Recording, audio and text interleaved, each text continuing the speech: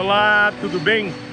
Esse é o elevador Lacerda. Já foi elevador da Conceição, elevador do Parafuso, uma obra da engenharia do final do século XIX, para você ver que Salvador também teve o seu apogeu, né, da Revolução Industrial, daquela chegada das tecnologias aqui. Daqui, ó, até aqui, são 72 metros de altura. Em alguns segundos você sai da cidade baixa para a cidade alta de Salvador.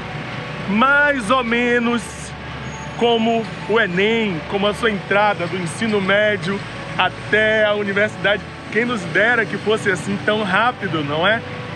Mas não é. Tem vários elevadores Lacerda para a gente subir até chegar na universidade. E hoje a gente dá mais um passo. TV Enem, vamos nessa, jogue duro!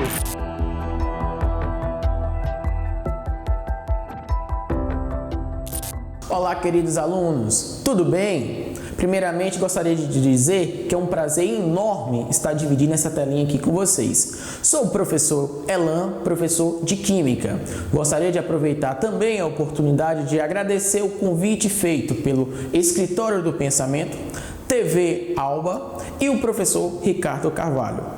Turma, essa participação aqui tem um gosto especial para a minha pessoa. Há 10 anos atrás, eu estava no lugar onde você se encontra hoje, sentado assistindo uma videoaula, assistindo exatamente as aulas do telecurso. E nesse momento, os professores que ali estavam me fizeram sentir o desejo de sonhar, a vontade de crescer.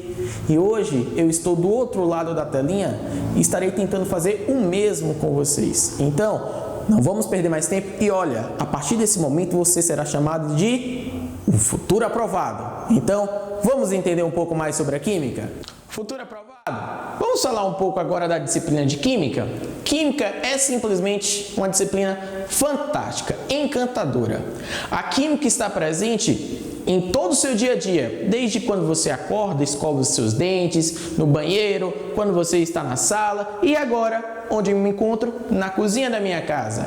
Temos aqui algumas substâncias como óleo, água, sal de cozinha, famoso NaCl, álcool gel.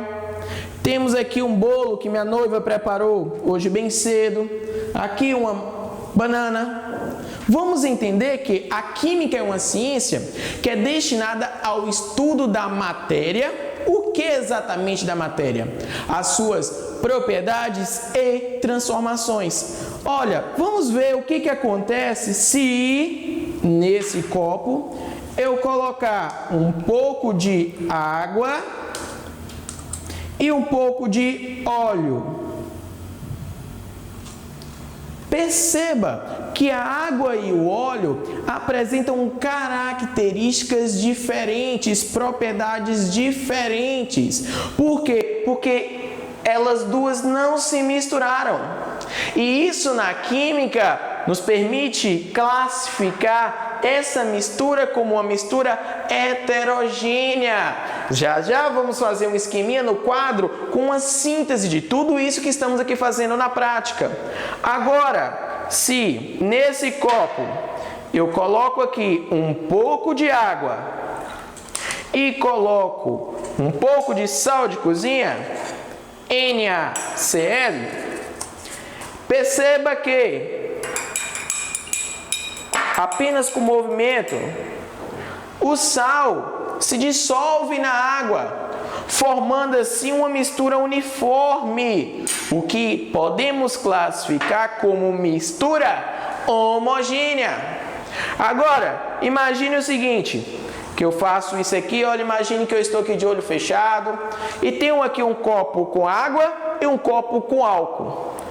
Pelas propriedades gerais da matéria, já vamos fazer um esqueminha que temos as propriedades gerais e as propriedades específicas, eu não consigo distinguir pelas propriedades gerais qual é o copo com água e qual o copo com álcool. No entanto, por meio das propriedades específicas, um exemplo, as propriedades organolépticas, olha, opa!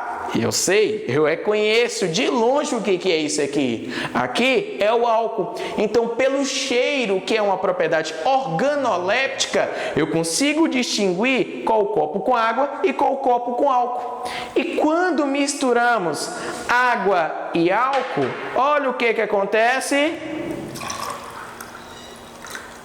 Uma mistura homogênea, porque apresentam as mesmas características. Então, conseguimos perceber propriedades de substâncias diferentes, como NaCl, como álcool, como óleo, além de que as transformações estão presentes demais no nosso dia a dia. Esse bolo foi feito após uma transformação química, com o uso de um fermento.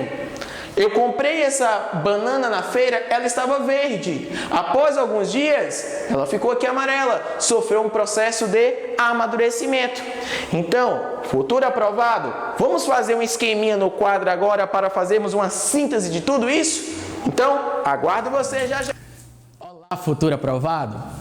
Aprendemos na prática, no visual, muita coisa de química, mas vamos esquematizar agora a teoria para você aplicar na sua prova do Enem? Então vejamos, a química é uma disciplina linda, fantástica, maravilhosa.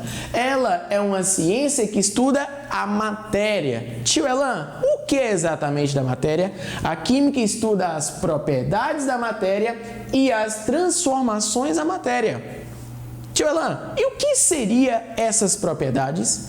Olha, temos as propriedades gerais, que são propriedades que não permitem distinguir uma substância de uma outra. Por exemplo, quando tínhamos lá o copo com água e o copo com álcool, as propriedades gerais, como compressibilidade, não é possível, extensão, elasticidade, não é possível separar, dizer qual era o copo que tínhamos água e qual era o copo que tínhamos álcool. No entanto, essa separação pode ser feita quando estudadas as propriedades específicas. Dentre das propriedades específicas, temos as propriedades químicas, as propriedades físicas e as propriedades organolépticas. Por exemplo, pelo cheiro, conseguimos distinguir quem era o copo com água e quem era o copo com álcool. E pela combustibilidade, a capacidade de pegar fogo, conseguimos também distinguir qual era o copo com água e qual era o copo com álcool. Então, essas propriedades são estudadas nesses conjuntos, propriedades gerais e propriedades específicas. Já as transformações, temos as transformações físicas, por exemplo, quando a água estava entrando em ebulição. É um exemplo de propriedade física, porque a água não está mudando a natureza da matéria. A água continua sendo água.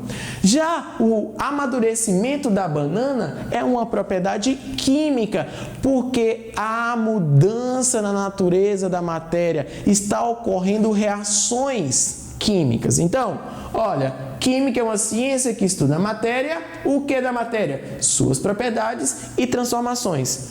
Mas o que seria matéria, professor? Matéria é tudo aquilo que possui massa e ocupa um lugar no espaço. E a matéria é formada por pequenas partículas, denominada de átomos.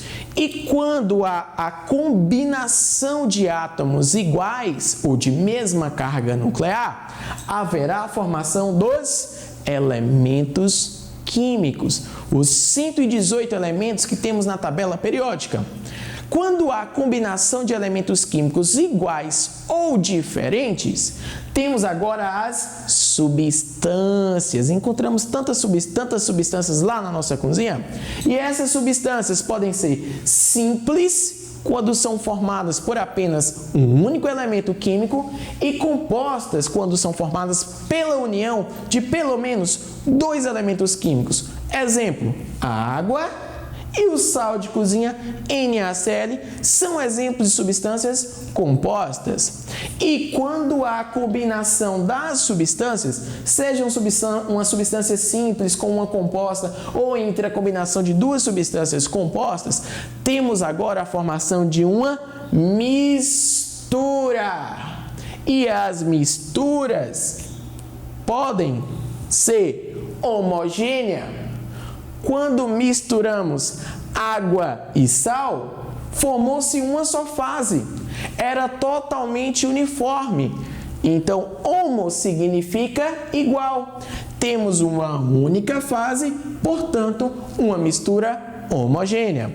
Quando misturamos água com óleo, tínhamos duas fases. Não está totalmente uniforme.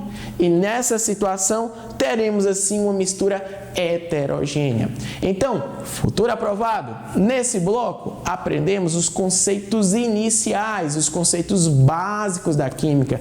E tenho certeza que vocês irão mandar muito bem no Enem aplicando esses conceitos aprendidos nesse bloco, tá bom? Um beijo, um abraço e encontro você em breve.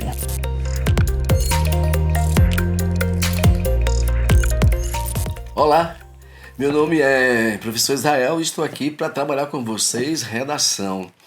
Para algumas pessoas, redação é considerado bicho-papão, né? Todo mundo tem medo, né? Esse bicho-papão, personagem do nosso folclore popular, é o bicho que assusta as pessoas, tá certo? Mas eu estou aqui para dizer a vocês que não é bem assim, tá certo? Eu vou mostrar para vocês que com calma, paciência e com foco, será possível tirarmos uma nota excelente nesse Enem. Agora, para isso, vocês têm que pegar caderno, lápis ou caneta e assistir nossas aulas sempre prestando muita atenção, anotando tudo. Dúvidas, vocês sempre terão, tá certo? É a dúvida que move a ciência, tá? Mas se depender de mim, depender de você, de nós, juntos, nós vamos tirar uma nota maravilhosa no próximo Enem, tá bom? Então vamos começar. Hoje eu quero trabalhar com vocês o conceito de texto dissertativo argumentativo. Lógico, né? Esse é o tipo de texto que vocês vão ter que produzir no próximo Enem. Dentre as várias modalidades de texto, o texto dissertativo argumentativo é o mais pedido. Por quê? Porque ele é um texto que vai, através desse texto dissertativo argumentativo, que o Enem vai selecionar o aluno que tem um pensamento crítico. Aquele aluno que tem um olhar observador, que ele observa a realidade, os vários aspectos da realidade, da violência, a questão da ética, a questão do cinema, tá bom? É um texto através do qual vocês vão dar a opinião de vocês, né? Vocês vão defender uma tese, vocês vão jogar os argumentos. Então não é nada difícil. Agora precisa, lógico, um pouquinho de técnica e eu estou aqui para dar essa técnica para vocês e eu vou conseguir. E vocês vão aprender e essa nota vai aparecer. Tá bom? Então eu quero de cara dizer a vocês que é preciso dominar, na verdade, 3 conceitos. O conceito 1, o que é um texto dissertativo argumentativo. O conceito 2, o que é uma tese. E o conceito 3, o que é um argumento, né? Se você não sabe o que é um texto dissertativo argumentativo, o que é tese e o que é argumento, você não vai para lugar nenhum. Não vai para lugar nenhum, vai ficar parecendo o samba do crioulo doido. Você já imaginou você numa conversa com algumas pessoas e alguém pergunta, diga aí, Vá, qual é o seu livro, seu filme, né? Vamos falar de cinema, que vocês curtem muito. Qual é o seu filme romântico predileto? E aí você pensa. É impressionante, a maioria das pessoas, quando pensam num filme romântico, vem logo uma linda mulher com a Julia Roberts, né? Aí você diz, sua pergunta, qual é o seu filme romântico predileto? E você diz, Jogos Mortais. O Massacre da Serra Elétrica, né? Sexta-feira 13, peraí. Eu acho que você não entendeu, né? Eu acho que você está por fora. Porque estava se falando sobre um filme romântico e você vem com um filme de suspense, um filme de terror. Então você está na contramão, né? Então é preciso prestar atenção, é preciso focar, é preciso entender conceitos. Tudo bem? Então vamos lá. Então, o que é um texto dissertativo argumentativo? A principal característica de um texto dissertativo argumentativo é a apresentação de um raciocínio. É a defesa de um ponto de vista, que é a tese através dos argumentos. Ou seja, vai ser dado a você, na proposta de redação elaborada pelo INEP, né, o pessoal que organiza esse Enem, que é um exame nacional, vai ser dado uma frase que é o tema. E aí você vai ter que ir, através do levantamento, né, de uma tese, você vai olhar o tema, pensar numa tese, que é o seu ponto de vista, e vai defender. Então, o texto dissertativo argumentativo é todo o texto em que, da primeira à última linha, a gente percebe claramente, de maneira objetiva, sequenciada, que você está apresentando e defendendo aquilo que você acredita, tá? É o seu posicionamento, tá bom? Agora, o que é uma tese? Bem, a tese é o seu posicionamento crítico. Trata-se do ponto de vista que você precisa sustentar na sua redação. É a sua posição no tema. Então, por exemplo, no último Enem, o tema foi democratização do acesso ao cinema no Brasil. Vamos lá? Vamos repetir o tema. Democratização do acesso ao cinema no Brasil. Então, eu acredito, como educador, que todas as pessoas deveriam ter acesso ao cinema. Afinal de contas, nós vivemos num país democrático. Olha a lógica, tá? O Enem me dá o tema, que é a frase. Depois vai explicar melhor essa frase numa outra aula para vocês, o que é tema, tá bom? Então ele me dá um tema que é a frase que ele escolheu, o Enem escolheu. Então, eu vivo numa democracia. E como educador, como cidadão, eu acho que todo mundo tem que ter acesso ao cinema. Mas eu percebo que no Brasil nem todo mundo tem acesso. Porque falta o cinema nos bairros, não tem cinema em algumas cidades. Os cinemas estão localizados no shopping center. Então muita gente não tem dinheiro para entrar no cinema, né? Então observe, eu percebo que para ter acesso ao cinema do Brasil é preciso ter dinheiro e é preciso que exista um cinema nos locais para que eu possa acessar, para que eu possa assistir ao filme que eu quero, né? Então o cinema é esse espaço que não está em todos os lugares. Então a minha tese é essa. A minha tese é que no Brasil nem todas as pessoas têm acesso ao cinema. Essa é a minha tese. Então o tema é democratização do acesso ao cinema no Brasil. Qual é a minha tese? No Brasil nem todas as pessoas têm acesso ao cinema. Essa é a minha tese. Tudo bem? Pronto. Já sabemos que é um texto dissertativo argumentativo. É aquele texto em que eu defendo minha tese. Já sabemos o que é a tese. A tese é o meu posicionamento crítico, né? É o meu ponto de vista a partir da leitura do tema. E os argumentos? O que são os argumentos, né? Então, o que são os argumentos, galera? Argumento é tudo aquilo que eu vou usar para defender a minha tese. Esse é o argumento, né? É um conjunto de enunciados, né? É todo o conhecimento adquirido ao longo de minha vida, as leituras que eu fiz, as aulas que assisti, toda a informação que será necessária para eu defender a minha tese. Então, se o tema é democratização do acesso ao cinema, e a minha tese é nem todo mundo tem acesso ao cinema no Brasil, eu pergunto para a minha tese. E aí é uma dica genial. Anota essa dica. Elaborou a tese? Pergunte por quê. E aí vão surgir várias perguntas. Selecione duas, tá? Porque é bom colocar na introdução a tese, um argumento 1 e um argumento 2. Então, meu argumento 1 é porque nem todo mundo tem dinheiro, tem grana, né? Tem grana para comprar o ingresso, né? E o segundo argumento é que não há o cinema, não existe o cinema em algumas cidades brasileiras. Então, observe, esses são os meus dois argumentos para defender a tese de que nem todo mundo tem acesso ao cinema no Brasil, porque não tem dinheiro e não tem um cinema. Beleza? Pronto.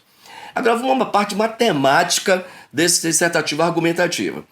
Eu quero que o nosso texto dissertativo argumentativo ele tenha no mínimo 20 linhas e no máximo 30. Beleza? Parágrafos. Eu quero de 4 a 5 parágrafos. Mas pode ser de 4 a 5, mas eu quero que vocês façam 4. Uma introdução, um D1, um D2 e uma conclusão. Tá bom? 4 parágrafos. Tá certo? Número de períodos. Eu quero que na introdução, a introdução de vocês tenha de 3 a 4 períodos.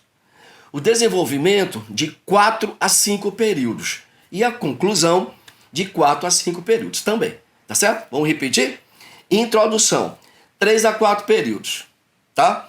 Desenvolvimento, 4 a 5. Conclusão, 4 a 5. Em outro momento, vamos trabalhar coerência e coesão. Então, esses números, essa matemática da redação será retomada, tá certo? Espero que vocês tenham atendido a aula, entendido tudo, anotado tudo, dúvida sempre. Mas estamos aqui com vocês para o que der e vier. Até a próxima aula. Grande abraço.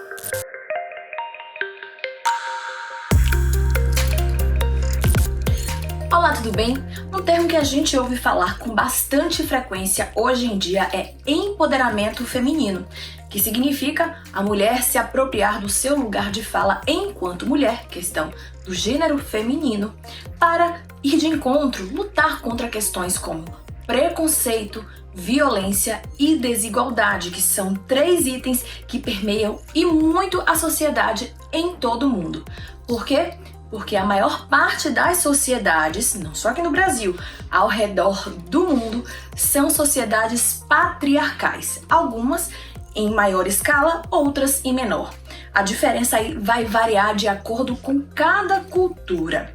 O que significa uma sociedade patriarcal? É aquela em que o homem é o centro do comando, do poder e, consequentemente, também dos privilégios. Por isso que quando você ouve falar que a sociedade é patriarcal e as pessoas são machistas, não é falando mal dessas pessoas.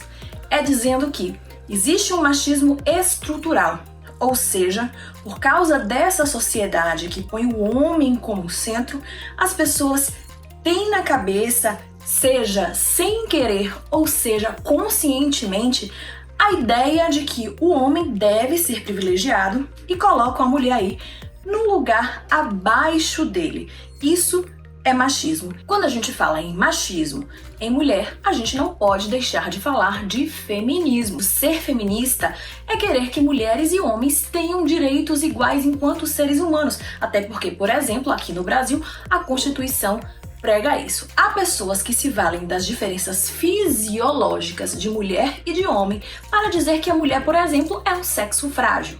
Essas diferenças fisiológicas trazem algumas questões que precisam ser diferenciadas. Por exemplo, a mulher precisa de uma atenção especial à sua saúde porque fisiologicamente é ela quem ganha o neném, é ela que gere dentro da barriga dela a criança e, consequentemente, tem o parto, processos ligados à saúde. Porém, isso não significa que a mulher seja um sexo mais frágil. Quando a gente fala disso, a gente precisa fazer um recorte para o Brasil e trazer alguns dados muito importantes.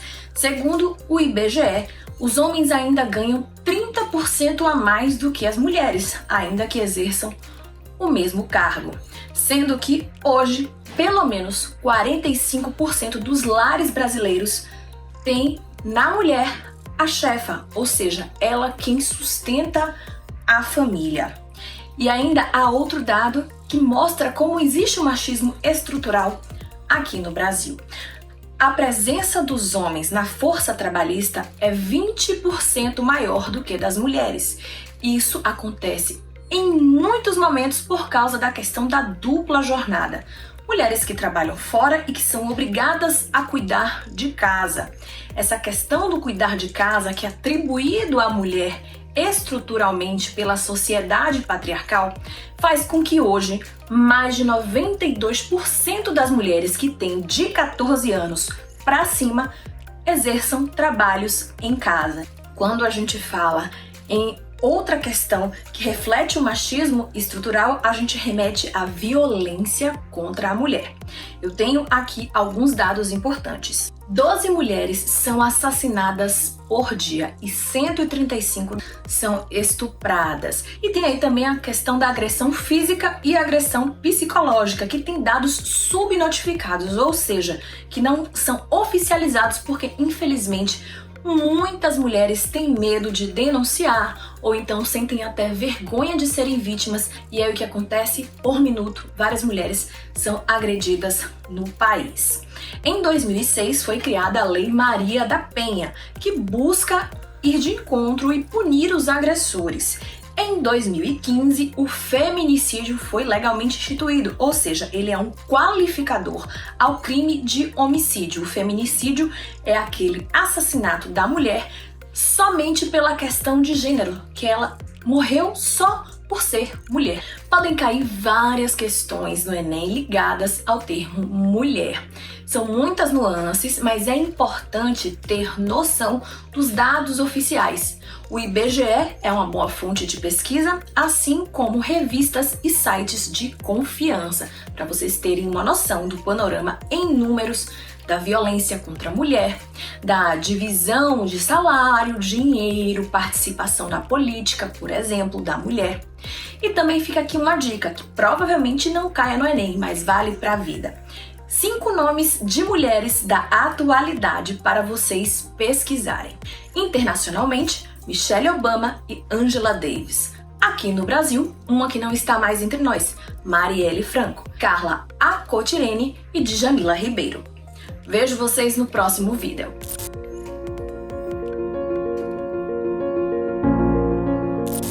Bom dia, pessoal.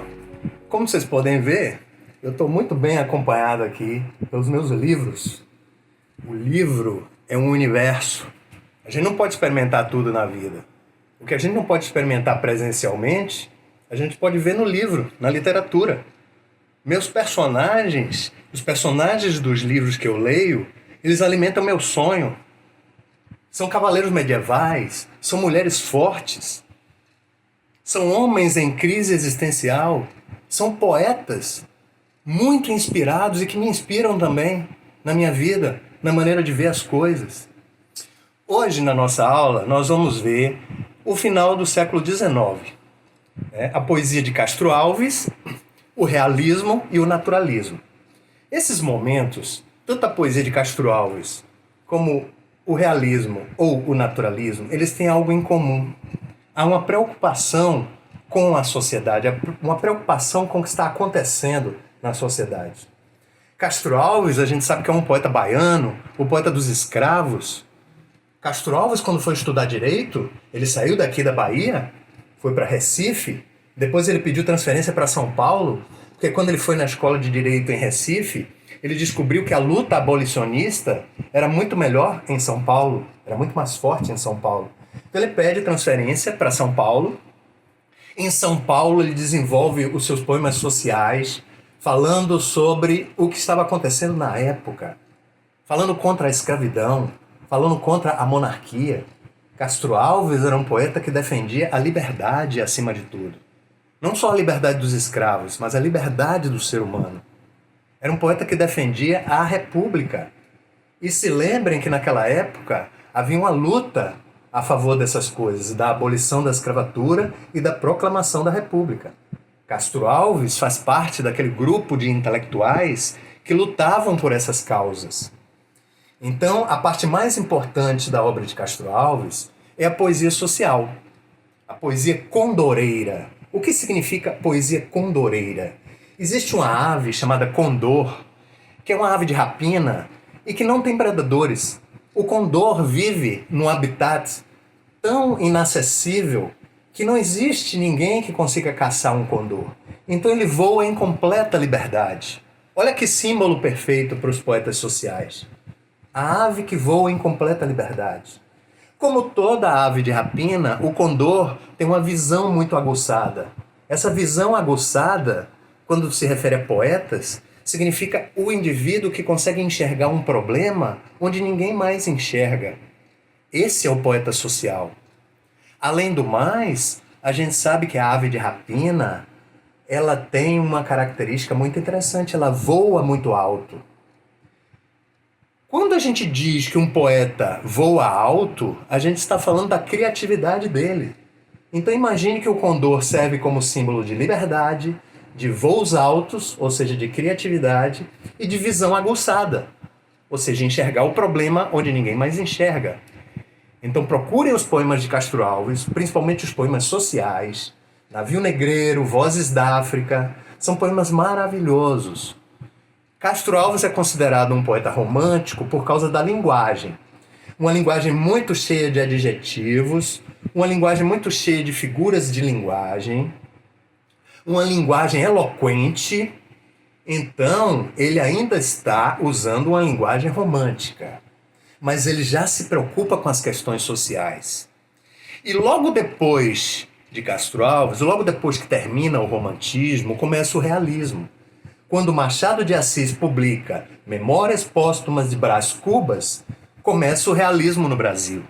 Neste mesmo ano, 1881, quando Aloysio Azevedo publica o romance O Mulato, começa o naturalismo no Brasil. Então, o realismo e o naturalismo começaram juntos, em 1881. O realismo com o livro Memórias Póstumas de Brás Cubas e o naturalismo com o livro O Mulato. O escritor realista, ele trabalha de um jeito um pouco diferente do escritor naturalista. Por quê? Porque o escritor realista, ele foca muito no indivíduo. Então, o personagem do livro é a peça central da história. O escritor realista, notadamente Machado de Assis, que a gente está falando de Brasil, e o grande representante do realismo brasileiro foi o escritor Machado de Assis. Machado de Assis, ele gosta de entrar na cabeça do personagem. É o que a gente chama de análise psicológica. Então ele faz a análise psicológica da personagem dele, mostrando pra gente as suas crises, ele mostra pra gente as suas preocupações, as suas ansiedades, as suas expectativas. Isso é que se chama de análise psicológica em literatura. E aqui no Brasil, quem deu início a essa onda de análise psicológica, com certeza foi Machado de Assis, com a sua obra realista. Então há uma preocupação em mostrar como a sociedade burguesa capitalista estimula certos defeitos humanos, como, por exemplo, a ambição, o ciúme, a cobiça, a vaidade. Então Machado de Assis procura mostrar como é que o ser humano se dá conta e lida com essas coisas diariamente, com o ciúme, com a ambição, com a cobiça. Então ele vai mostrando pra gente o seu personagem na sua missão de vida, tendo que lidar com os defeitos humanos. Perceberam? Então, o livro realista é um livro mais psicológico. É um livro que analisa o ser humano por dentro. Já o romance naturalista, ele é um romance factual. Ele trabalha em cima de fatos. Ele gosta de ação.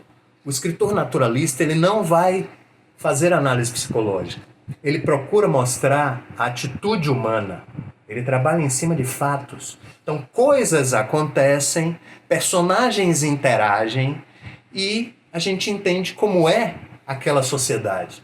O naturalista, ele prefere grupos mais oprimidos, ele prefere as classes mais simples da sociedade. Então, por exemplo, um livro como O Cortiço, que é a melhor obra naturalista brasileira, a gente vê um grupo marginalizado, um grupo de pessoas que moram naquele cortiço, sem condições dignas, sem bons salários, sem a atenção do governo, né? Inclusive, o livro foi escrito numa época em que o Rio de Janeiro está crescendo. Então, as favelas estão começando a aparecer, os grupos pobres se agrupando em determinados lugares da cidade. Um livro como O Cortiço mostra muito bem isso. Então, para complemento dessa nossa aula de hoje, eu recomendo que vocês leiam Poemas Sociais de Castro Alves, né? Se puderem procurar Navio Negreiro, Vozes da África, A Cruz na Estrada, são poemas lindíssimos, lindíssimos, que falam sobre a escravidão, contra a escravidão, a favor da abolição da escravatura. Leiam os livros de Machado de Assis, procurem alguma coisa. Memórias Póstumas de Brás Cubas é o primeiro. Dom Casmurro é um livro excelente, que fala sobre o ciúme, fala sobre o adultério. Será que Bentinho é um grande ciumento? Ou será que Capitu realmente traiu Bentinho? É um grande mistério no livro Dom Casmurro. E se vocês forem procurar alguma obra do naturalismo, o melhor representante do naturalismo é o Aloysio Azevedo com seu livro O Cortiço. Então, desfrutem da literatura, leiam, livros à mão cheia. Como dizia Castro Alves, o livro quando cai na alma é germe que faz a palma. Então, alguma coisa vai crescer dentro de você com o auxílio da literatura. A visão de mundo vai ser ampliada por causa da literatura. Então, meus amigos, leiam, não sejam econômicos, leiam. Quanto mais lê, mais compreensão de mundo a gente tem. melhor a gente entende o outro ser humano.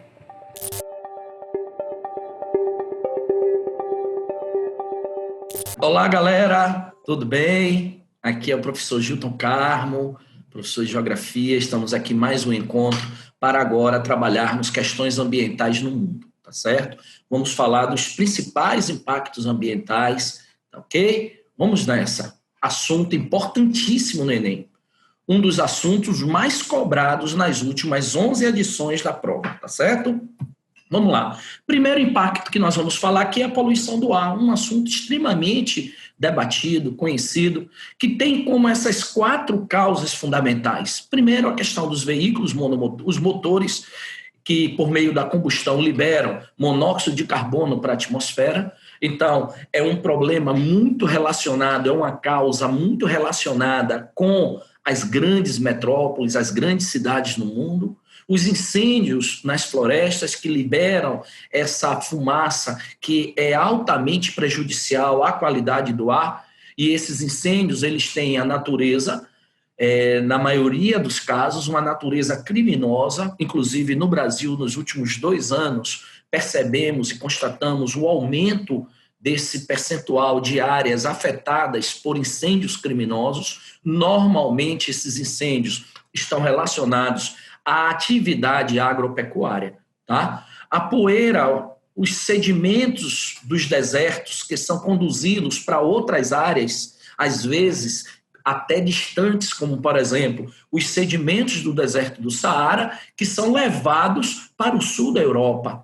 E também áreas próximas, porque com o desmatamento da orla ou das áreas tropicais em volta dos desertos, você tem um processo de aceleração da desertificação, que é também algo muito importante a se chamar a atenção. Tá? A liberação de enxofre pelas indústrias, a atividade industrial, sobretudo pós-revolução industrial e mais ainda nos anos 50, 60 em diante, e esse debate ganhando força dos anos 70 para cá, com a nossa primeira convenção, Encontro Internacional de Meio Ambiente, que foi a Conferência de Estocolmo, lá na Suécia, que deu início a essa discussão, até hoje o que temos, que é a Convenção de Paris, né? Uma importante reunião a qual países no mundo inteiro estudaram, discutiram e criaram um protocolo ratificando decisões que foram tomadas em 1997 com a Convenção de Quioto, ou que ficou conhecido ali como o Protocolo de Quioto, tá certo? Como consequências dessa poluição, nós temos as chuvas ácidas, tá certo? A questão relacionada com a poluição atmosférica, essas chuvas ácidas, nós vamos falar um pouco mais dela adiante, e com a qualidade do ar, que interfere na saúde das pessoas que convivem, sobretudo, nas grandes cidades. A grande discussão sobre a poluição do ar reside no efeito estufa, que a priori é um efeito natural, mas que é potencializado ou foi potencializado, sobretudo nos últimos 40 anos, para o aumento da temperatura média do planeta Terra, tá ok? O conhecido aquecimento global. O outro processo é a poluição dos rios e lagos. Um importante elemento a se estudar. Por quê? Gente, observe, de 100% de água do planeta, mais de 2/3 dessa água, dessa superfície, ela é composta basicamente pela hidrosfera. Mais de 2/3. E dessa parte líquida da Terra, que domina o nosso planeta, 97,5% são os oceanos, mares. Então, nós só temos 2,5% de água doce, tá? O restante é água salgada. E é aí que reside a nossa grande questão. A questão não é só falar da escassez da água, mas o comprometimento químico da água existente sobre a superfície terrestre ou no solo e subsolo, tá certo? As principais causas para a poluição dos rios e lagos relacionam-se com a chuva ácida, o despejo de esgotos, né, efluentes sanitários, sobretudo nas áreas próximas, os mananciais hídricos próximos a centros urbanos, Detergentes não biodegradáveis que são lançados também. Os defensivos, os inseticidas, os fertilizantes, enfim, todos os produtos químicos utilizados na agropecuária, que por meio da lixiviação ou da enxurrada chegam até os rios, tá? Criando, originando consequências terríveis para a fauna e flora do meio fluvial ou lacustre, no caso lagos, e os lixos e aterros sanitários que também, por meio da decomposição orgânica desse lixo, conduz esse líquido chamado chorume até os efluentes hídricos, tá ok? Então, é um assunto também muito importante. Outra questão é a poluição dos solos. Bom, a poluição do solo, as causas estão relacionadas aos pesticidas, né, que nós já falamos a questão agrícola, os aterros sanitários, que também, obviamente, se você polui o solo, quando sofrer a lixiviação da chuva, da água da chuva, esse material chegará aos rios. Então, a poluição do solo está diretamente ligada à poluição da água, tá? E uma outra questão é a incineração de resíduos, que também você vai ter o lançamento de dejetos sobre esse solo. As consequências desse processo, nós temos algumas importantes. O envenenamento, que nós já falamos, porque a contaminação vai chegar até os mananciais hídricos, a contaminação do solo por metano, por CH4 e dióxido de carbono, tá?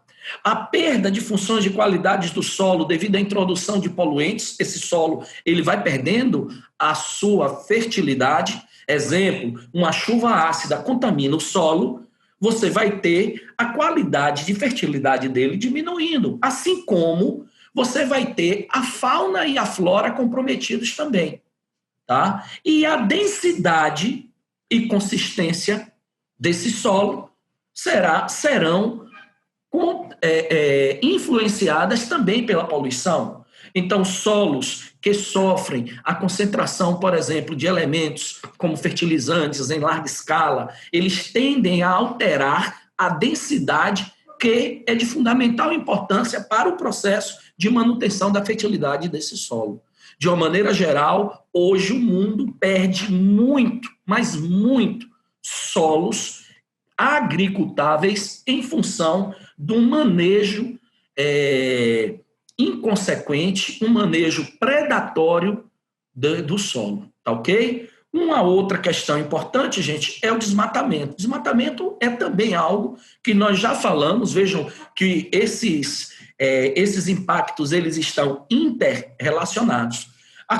Esse desmatamento ele vem em função da especulação imobiliária, né? A construção de casas, etc., a exploração da madeira para fins comerciais ilegais, fabricação de móveis, cadeiras, a questão da agropecuária, represas para usinas, como é o caso, como nós temos aqui no Brasil alguns debates muito atuais, exemplo, a usina hidrelétrica de Belo Monte, que já foi recentemente inaugurada uma etapa, mas que corre o risco de futuras ações para a manutenção do seu funcionamento ter que inundar áreas de floresta. A mineração também na região amazônica é uma questão muito importante. Bom, baixar o nível médio do lençol freático. Se você desmata, você aumenta a capacidade de escoamento da água e de menor infiltração. Consequentemente, esses mananciais superficiais do solo são comprometidos.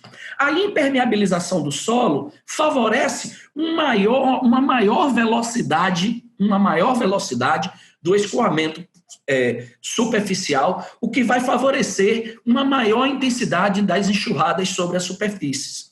Essa maior quantidade de água chega aos rios, que vão ter cheias extremamente mais intensas, comprometendo até mesmo a organização socioeconômica das cidades e em outras áreas ou cidades ribeirinhas. O efeito estufa, em função desse desmatamento, liberar CO2 e também, quando você tem essa vegetação inundada, a sua decomposição liberará o CH4, tá certo? E a questão também relacionada à fauna, ok? Beleza? Pronto, gente. Está aqui um exemplo, ó, desmatamento.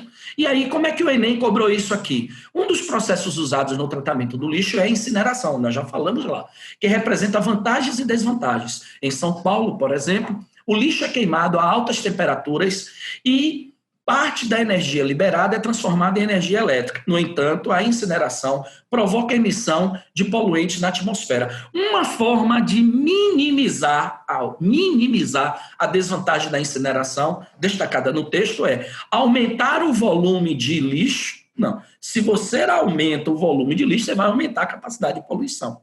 Fomentar, ou seja, incentivar o uso de filtros nas chaminés dos incineradores para diminuir a poluição atmosférica, tá certo? Verdadeiro. Aumentar o volume do lixo para baratear? Não, você vai aumentar a quantidade de gases emitidos. Fomentar a coleta seletiva? Não necessariamente. Diminuir a temperatura da incineração? Não, porque aí você não vai conseguir a incineração. Ok, galera? Voltarei numa próxima aula já com os impactos ambientais no Brasil. Um grande beijo a todos e a todas, tá ok?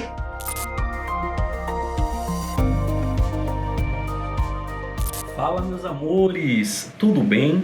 Eu sou o professor Isaac Lago, professor de filosofia. Nos encontraremos ao longo de alguns encontros para desmistificarmos um pouco essa máxima que ocupa o itinerário comum. O senso comum, muitas vezes, reproduz algo que de verdade nada tem. Alguns afirmam que a filosofia é a área que, com ou sem a tal, o mundo seria igual. Isso é um descompromisso com o conhecimento autêntico, um conhecimento enraizado, um conhecimento ocupado daquilo que pode e deve oportunizar-nos chances de boas reflexões, caminhos emancipatórios, caminhos que nos possibilitem não só estarmos no mundo, mas conscientes do nosso estar no mundo. Falaremos um pouco sobre a origem da filosofia. No que se refere a Enem, essa aula está totalmente construída à luz do que nós chamamos de competência 1, habilidades de 1 a 5. Lembrem que o INEP propõe em cada área do conhecimento competências e habilidades necessárias para discutirmos temas, refletirmos sobre estes temas e também solucionarmos questões que abordem problemáticas trazidas no universo do contexto ou do tema geral ali abordado. No que se refere à origem da filosofia, é bom lembrarmos que a filosofia tem data e lugar de nascimento. Convencionou-se dizer que a filosofia nasce habitualmente entre os séculos 7 e 6 a.C. E aí a filosofia nasceu em regiões bem distintas e com características também bem distintas. A filosofia nasce na Índia, China, Pérsia e Grécia. Talvez alguém tenha então pensado, mas por que eu nunca estudei a filosofia da Índia, a filosofia da China e a filosofia da Pérsia? Porque durante toda a minha formação escolar, acerca de conteúdo da filosofia, eu apenas estudei a filosofia cujo arqué é a Grécia. Bem, a resposta é muito simples. É que na Índia, na China e na Pérsia, a filosofia se confundiu com filosofias de vida, ou seja, tornou-se caminhos de espiritualidade. Mas, Isaac, esses caminhos não são importantes? Extremamente importantes, mas ocupam-se da subjetividade do sujeito. Na Grécia, diferentemente dessas localidades, a filosofia gradualmente, eu vou repetir pela importância disso, a filosofia gradualmente foi se separando das narrativas míticas e assumiu uma narrativa racional, sistemática, acerca da realidade. Olha a importância disso. No seu nascimento na Grécia, diferente das regiões da Índia, China e Pérsia, a filosofia não se ateve a buscas espirituais. A filosofia inclinou-se em um caráter objetivo, generalizante, de tentar encontrar respostas sistematicamente. Por isso estudamos a filosofia da Grécia, porque ela deixa de ser uma área de conhecimentos subjetivos e passa a ser uma área que ambiciona uma interpretação holística, objetiva, racional e possível de ser explicada. Interessante para a gente observarmos que nesse contexto do seu nascimento, a filosofia, ela, no mundo grego, gradualmente se distancia dessa explicação mitológica por compreender duas características centrais do mito. O mito, ele sempre busca fora do mundo explicações para o mundo. E o segundo ponto, eu não preciso comprovar, enquanto narrador mítico, aquilo que eu defendo. No seu nascimento, o mito ele busca no sobrenatural explicações para o natural, e a confiabilidade que eu tenho no narrador faz com que eu cegamente acredite naquilo que ele propõe. Isso é interessante porque a filosofia, tomando um caminho diferente a esse, deixando de ser crença cega e ocupando-se de um caráter objetivo, caracteriza-se pelo fato de buscar na natureza a origem do mundo. E o segundo ponto, o filósofo, ele precisa justificar e convencer, não pela confiança ou credibilidade que goza perante quem escuta, mas através de comprovações objetivas aquilo que ele defende. Darei um exemplo que acredito que poderá muito colaborar na nossa compreensão. Se eu encontro um narrador mítico e lhe pergunto qual a origem do mundo, certamente ele me diria: Gaia, a Terra, e Urano, o céu, formavam uma só realidade. À proporção que o tempo foi passando, a brisa da discórdia habitou entre eles, separando-os para sempre, formando desta maneira terra e céu. E se eu interpelasse o narrador mítico e questionasse: como você pode me provar isso? Ele me diria: ué, quem lhe fala sou eu, e eu sou uma voz de autoridade, cabe a você acreditar. Observem, ele busca fora do mundo explicações para o mundo. E o segundo ponto, ele não precisa comprovar o que diz, porque a confiança está diretamente ligada à confiabilidade que eu tenho em quem narra, e isso leva a uma crença inquestionável acerca desse princípio. Já a filosofia, cujo primeiro filósofo foi Tales de Mileto, filósofo da natureza, um pré-socrático, ele dirá que a origem do mundo é a água. E eu então perguntaria: mas Tales, como você pode me justificar a ideia de que a água é a causa causal de tudo que existe? Tales então me diria: muito simples, tudo que é vivo é composto por água. E ele me dá exemplos baseados na observação, baseados no critério das experiências sensoriais. Tales me diz: se eu tiro uma folha de uma árvore e rasgo essa folha, depois de um tempo eu encontrarei nessa folha uma seiva, água. Essa mesma folha, depois de dias no chão, quando amassada, ela se resume a pó. Tales vai dizer que tudo que é vivo é úmido, tudo que é morto é seco. Se eu mantiver um canto úmido na minha casa, depois de um tempo, algum tipo de vida ali brotará. Se esse mesmo canto for desprovido de contato com a umidade, não terá vida. Observem a diferença. Tales busca na natureza uma explicação para o mundo, enquanto o mito busca fora do mundo. E o segundo ponto, a confiança na crença mítica dar-se-á pela credibilidade de quem narra, e em Tales e nos outros filósofos, a confiabilidade está vinculada diretamente à possibilidade da comprovação do que é narrado. É interessante que, tecnicamente, podemos começar a dominar alguns termos. O primeiro, quando falamos em natureza, falamos em physis, que lembra a ideia de física, aquilo que é sensorialmente alcançável. Outro ponto importante, quando falamos sobre a origem desse elemento causador de tudo que há no mundo, podemos usar o nome arqué, que significa origem, começo, princípio. Em última análise, diríamos, o nascimento da filosofia na Grécia foi o abandono do olhar mítico, cosmogonia, para o gradual nascimento do olhar filosófico, cosmologia. Olhar mítico busca fora do mundo explicações para o mundo. A confiabilidade na crença que eu tenho em quem narra. Na filosofia, cosmologia, eu busco na physis a causa causal do mundo através de um elemento presente na natureza, e a confiabilidade não está em quem narra, mas na possibilidade de comprovação do que está posto. Bem, guardem isso, não esqueçam, decore, decorar, guardar no coração para não esquecer. Todas as questões de Enem ou dos principais vestibulares que apontarem na direção do nascimento da filosofia, questões essas ocupar-se-ão dessa relação: mito, cosmogonia, filosofia, cosmologia. Um beijo no coração, no próximo encontro voltamos para tratarmos um pouco desta relação do nascimento da filosofia ali na Grécia.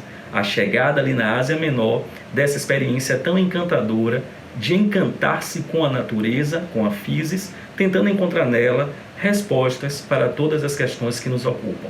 Até lá! Então, subimos mais um degrau, mais um elevador Lacerda em direção à universidade. Hoje, com mais esse bloco de aulas do nosso TV Enem.